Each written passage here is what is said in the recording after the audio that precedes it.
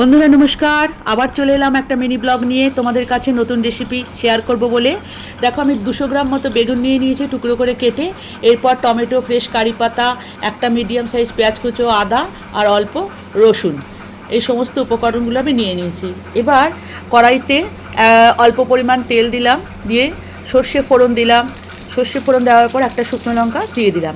এবার এর মধ্যে একে একে প্রথমে আমি এর মধ্যে দিয়ে দিলাম, দেখো, এই কারি পাতাগুলো, খুব ফ্রেশ কারি পাতাগুলো দিয়ে দিলাম। ওটা একটু ভাজা ভাজা করে সুন্দর গন্ধ বেরোলে এবার একে একে করে প্রথমে পেঁয়াজ কুচোগুলো দিলাম, দিয়ে অল্প হালকা ভাজা নয়, একটু নরম নরম হয়ে গেলেই তারপরে ওই কেটে রাখা বেগুনের টুকরোগুলো আমি এর মধ্যে দিয়ে দিলাম।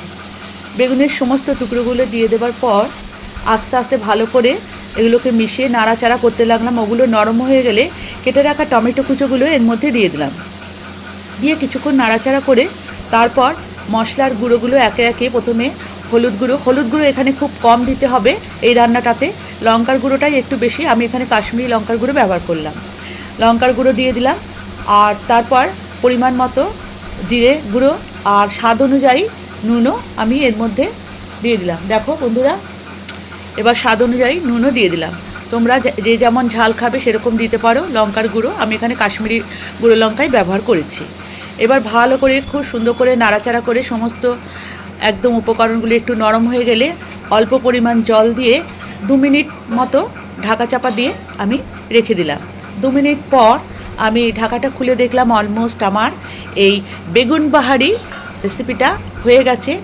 এবার নামানোর কিছুক্ষণ আগে এর মধ্যে ক্র্যাশ করে রাখা আদা আর রসুন কুচোগুলো এর মধ্যে দিয়ে দিতে হবে, এগুলো পরেই দিতে হয়।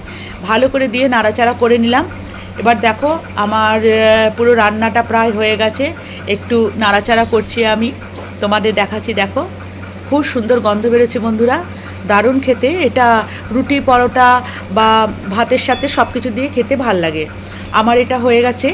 এইবার এর মধ্যে আমি এই যে ধনেপাতা কুচোগুলো দিয়ে দিলাম। ধনেপাতা কুচো দিলে একটা আলাদা টেস্ট হবে। ব্যাস হয়ে গেছে। এবার আমি একটা বাটির মধ্যে এই বেগুন বাহারি আমার রেসিপিটা এর মধ্যে ঢেলে রাখবো। দেখো, আমি ঢেলে দিচ্ছি। এটাতে কারি পাতা দিয়ে রান্না করে, খুব সুন্দর টেস্ট হয়েছে বন্ধুরা। তোমরা একবার আমার মতো বানিয়ে দেখো। আর এটা রিফাইন্ড অয়েল, মানে সাদা তেলেই এটা রান্নাটা হবে, সর্ষের তেলে হবে না। দেখো, পুরো রেডি। দারুণ খেতে হয়েছিল বন্ধুরা। কেমন হলো তোমরা বলবে, কমেন্ট করবে, শেয়ার করবে। টাটা।